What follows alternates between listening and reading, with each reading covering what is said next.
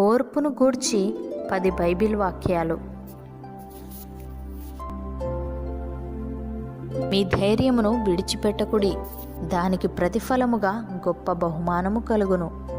మీరు దేవుని చిత్తమును నెరవేర్చిన వారై వాగ్దానము పొందు నిమిత్తము మీకు ఓరిమి అవసరమై ఉన్నది. హెబ్రీయులకు రాసిన పత్రిక 10వ అధ్యాయము 35వ వచనము.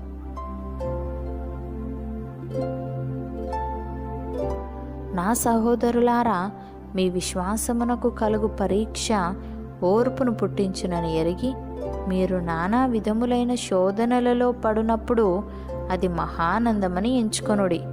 మీరు సంపూర్ణులను అనునాంగులను, ఏ విషయములోనైనను కొదువలేని వారునై ఉండునట్లు ఓర్పు తన క్రియను కొనసాగింపనీయుడి. యాకోబు రాసిన పత్రిక 1వ అధ్యాయము 2వ వచనము.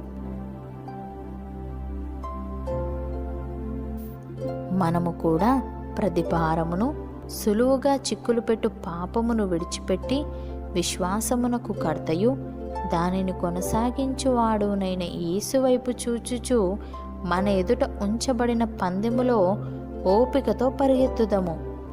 ఆయన తన ఎదుట ఉంచబడిన ఆనందము కొరకై అవమానమును నిర్లక్ష్యపెట్టి సిలువను సహించి దేవుని సింహాసనం యొక్క కుడిపార్శ్వమున ఆసీనుడై ఉన్నాడు. మీరు అలసట పడకయు మీ ప్రాణములు విసుకకయు ఉండునట్లు పాపాత్ములు తనకు వ్యతిరేకముగా చేసిన తిరస్కారమంతయు ఓర్చుకొనిన ఆయనను తలంచుకొనుడి. హెబ్రీయులకు రాసిన పత్రిక 12వ అధ్యాయము 2వ వచనము. నిరీక్షణ గలవారై సంతోషించుచు, శ్రమయందు ఓర్పు గలవారై ప్రార్థనయందు పట్టుదల కలిగి ఉండుడి. రోమియోలకు రాసిన పత్రిక 12వ అధ్యాయము 12వ వచనము. యెహోవా ఎదుట మౌనముగా నుండి ఆయన కొరకు కనిపెట్టుకొనుము. తన మార్గమున వర్ధిల్లువాన్ని చూచి వ్యసనపడకుము. దురాలోచనలు నెరవేర్చుకొను వాణ్ణి చూచి వ్యసనపడకుము. కోపము మానుము, ఆగ్రహము విడిచిపెట్టుము. వ్యసనపడకుము, అది కీడుకే కారణము. కీడు చేయువారు నిర్మూలమగుదురు. యెహోవా కొరకు కనిపెట్టుకొను వారు దేశమును స్వతంత్రించుకొందురు. కీర్తనల గ్రంథము 37వ అధ్యాయము 7వ వచనము.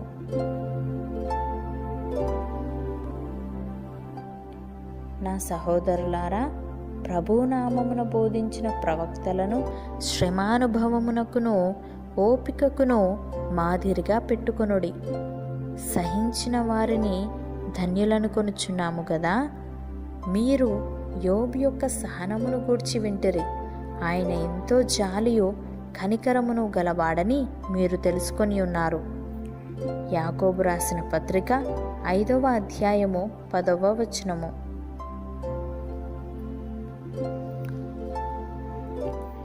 కోపోద్రేకి అగువాడు కలహము రేపును, దీర్ఘశాంతుడు వివాదమును అణిచివేయును. సామెతల గ్రంథము 15వ అధ్యాయము 18వ వచనము.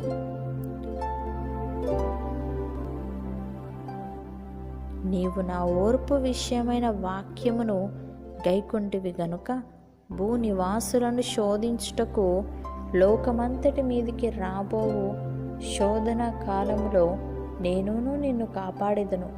ప్రకటన గ్రంథము 3వ అధ్యాయము 10వ వచనము.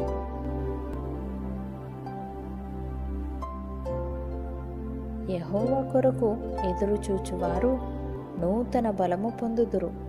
వారు పక్షిరాజుల వలె రెక్కలు చాపి పైకి ఎగురుదురు. అలయక పరిగెత్తుదురు, సొమ్మసిల్లక నడిచిపోవుదురు. యెషయా గ్రంథము 40వ అధ్యాయము 31వ వచనము.